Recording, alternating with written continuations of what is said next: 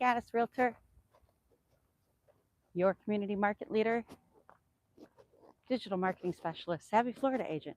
I am here tonight taking my evening walk. Okay, so I have to show you the sunset behind in the neighborhood. I mean, look at that gorgeous sunset. Look at those beautiful colors in the sky. It makes me happy. I have to do things that make me happy. So I listen to a lot of things online. I try to do my own research. And actually, over the last 5 or 6 years, 6 years probably, 6 or 7 years, you know, listening to experts that have had life changes and what they're doing with regards to their profession. They have left some tremendous jobs due to their own personal belief systems and ethics. And each one of us has to come across that kind of a testing to see in which direction we choose to follow our life. Now, these professionals that I've listened to, they have things out there on YouTube, they have their own websites, they have papers that they have written, they have been in the news, they have been with some other credible people, and they're talking about money, finances, the world economy, how that's affecting us. So I'm just here to share that information with all of you because you know what? We're all going to be affected by this one way or another. We just don't know how yet because it is a different kind of world and a different kind of system. And we're living in the midst of change. Again, I compare it to a pie. Somebody took that pie plate and that apple pie in that pie plate and went boom, turned it upside down, spread all over to the counter, gave us back our pie plate and said, "Here, put it back." And we all know that the pie never goes back in there the same way it came out. Will never look the same. And so it's kind of where we're at and where we're heading. You know, all these experiences and everything that we're going to experience here in the next couple of years in our economic future is something that is brand new to us. And it has a lot to do with the fact that we are in a world economy. And we are reliant on, each country is reliant on one another in this economic endeavor. And it all affects how money is valued and our money is valued. So what I want to share, I shared the other day about several bank branches are closing, because, they're moving away from the brick and mortar system, and a system that's been established since 1920, 1930s. It hasn't changed.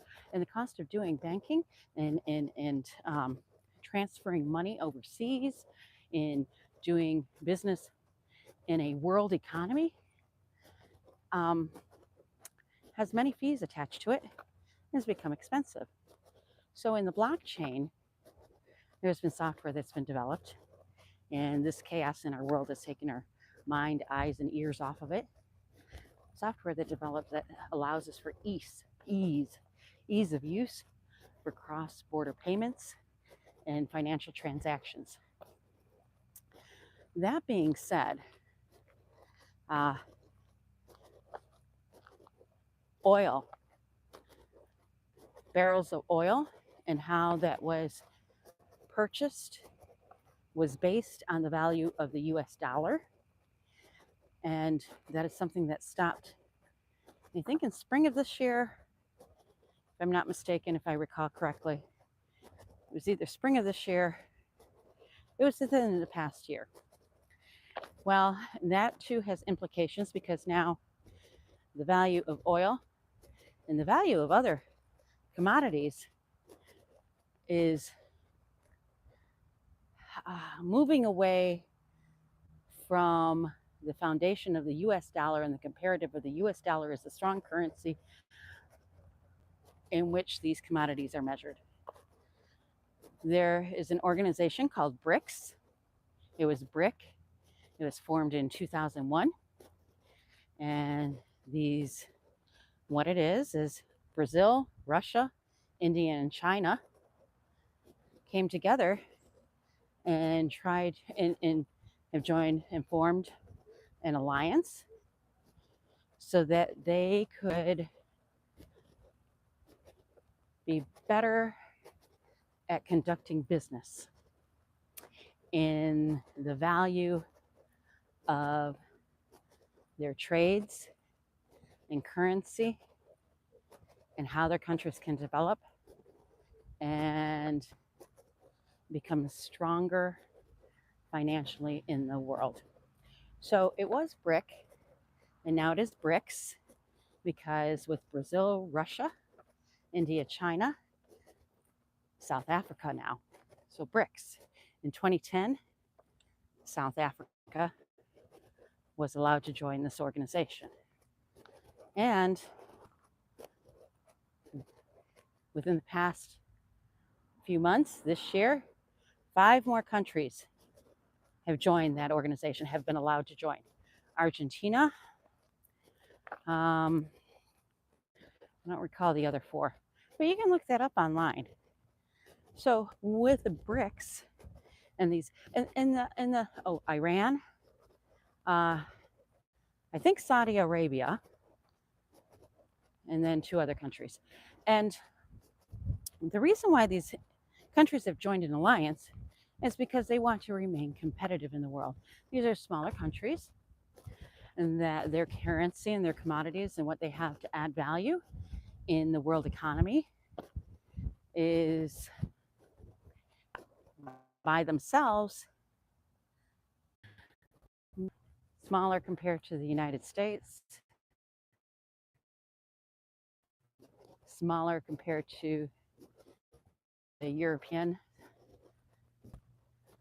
They have formed an alliance, BRICS. Well, in the past few years, BRICS it's come up with a system and I believe it's a blockchain system for maximizing cross-border payments. So their ease of use in doing business across borders on a more worldwide basis is very economical. So let's see, what do they call that? The gas fees. The gas fees for me to purchase, if I live in South Africa, for me to purchase something in Russia is instantaneous. I don't have to wait for the check to clear 10 days, 20 days, 30 days in the bank.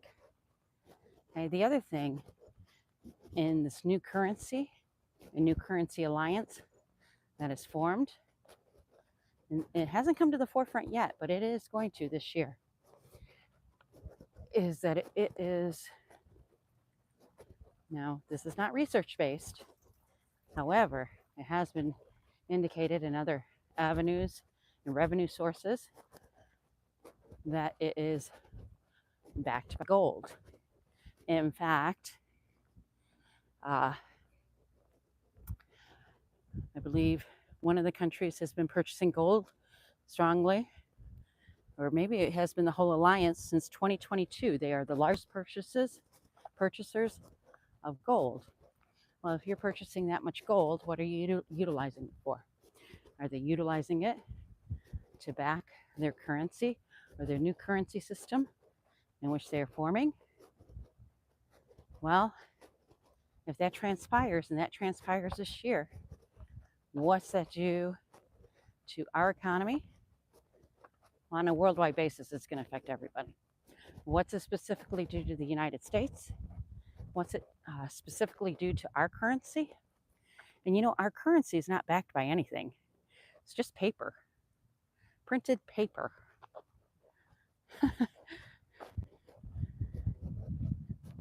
And how does that affect you and me? I don't know. What I do know is that it is important to set yourself up to be prepared financially, which means minimize your debt, get rid of any debt that you have, really get rid of it, and maximize your savings. Make sure you have at least 6 months worth of living emergency funds available for living expenses in case anything happens. Who knows if the currency is even going to be of value when something happens. Diversify your investments. You know, because I am in real estate, I do have a lot of friends that own properties. And because of what has been happening, I talked to a friend the other day, and they have a condominium in the area. They don't live here, but they own properties all up and down the coastline, the Atlantic coastline, because that's how they've chosen how to invest their money. And the property that they have located here, because of the rising cost of insurance, and then the taxes also increased. And we can talk about taxes too, because those are inflated right now. Those two things coupled together, and the fact that there's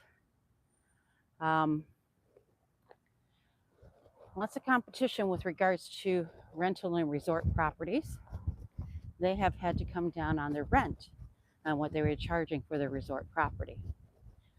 And, you know, I appreciate individuals building their wealth. I appreciate individuals that can take their wealth assets as real estate and maximize that to increase their bottom line and increase their wealth. And what I mean by that is, buy a property that has value, and then they'll leverage to buy more properties, which increase value, and take the equity out of those properties to purchase more properties. And in the meantime, they're collecting passive income from rent, and it's coming out ahead. And so their cash flow is, $10,000 or $20,000 a month or more. However, now when we hit a time like this, it changes things. My friend told me that they're having a more difficult time getting somebody in there to rent the property.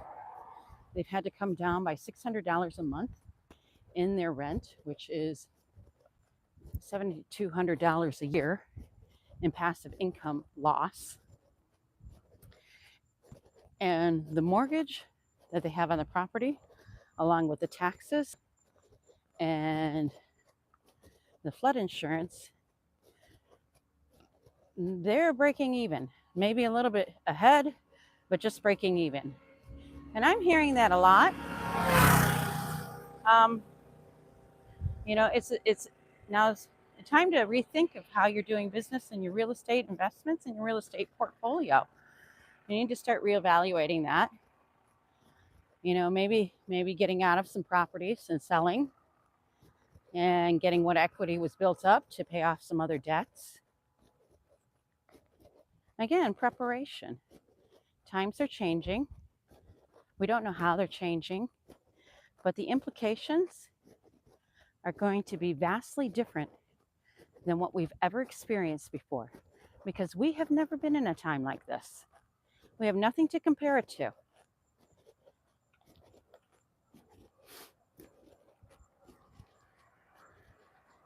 Again, being in a world economy, and I can tell you, for those of you that remember when manufacturing changed back in the 90s, that's when the policy for NAFTA was signed.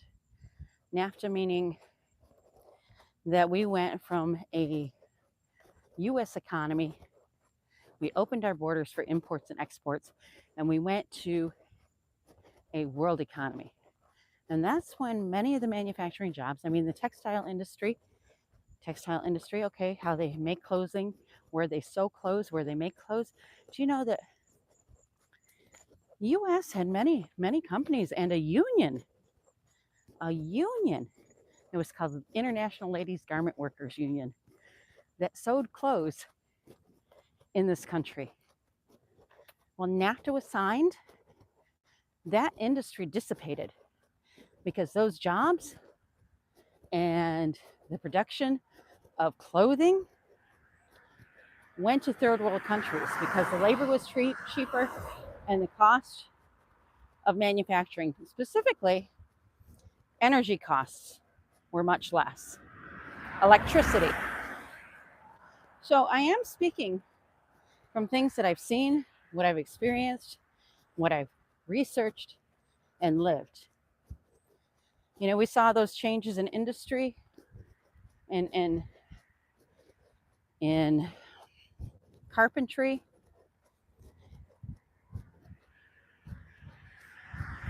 We've seen those industry changes in the UAW and car manufacturing.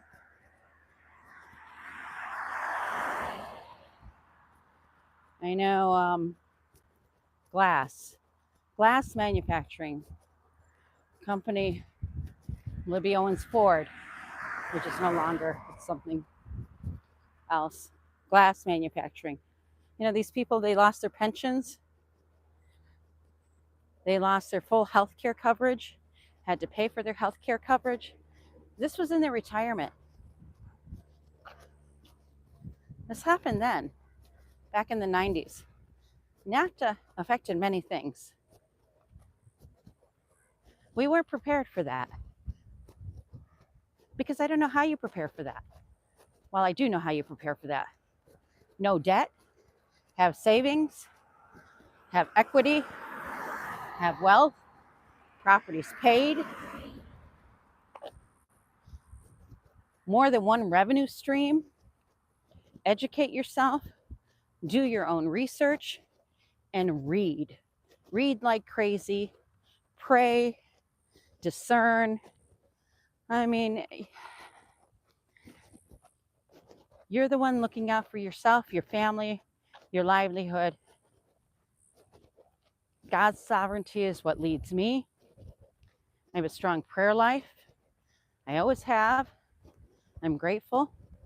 I'm grateful for that prayer life and my relationship with the good Lord Jesus Christ.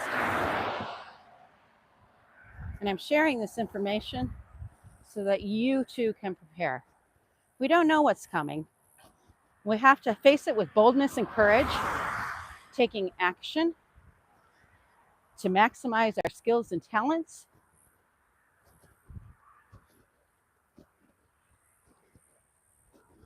so that we can prosper in these times, because you will. You will prosper. You can and you will, and you do. You do prosper. But you also have to prepare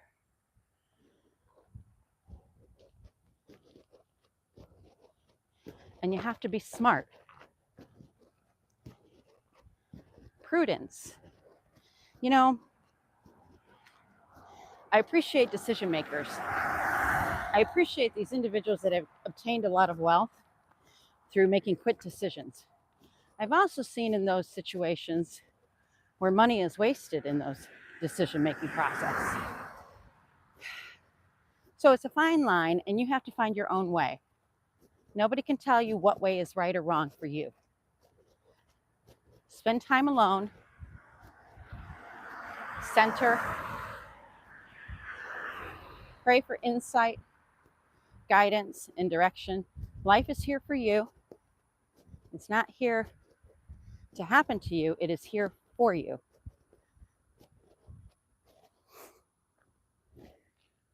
It is getting really dark.